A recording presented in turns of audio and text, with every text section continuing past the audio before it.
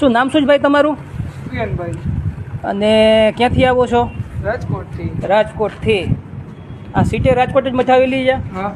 Okay. Splendor કયું model છે? 2017. 2017 ને?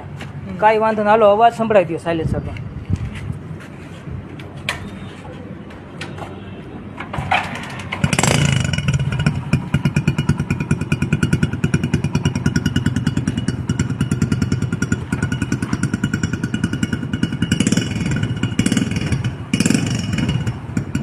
નીકળી જાઓ.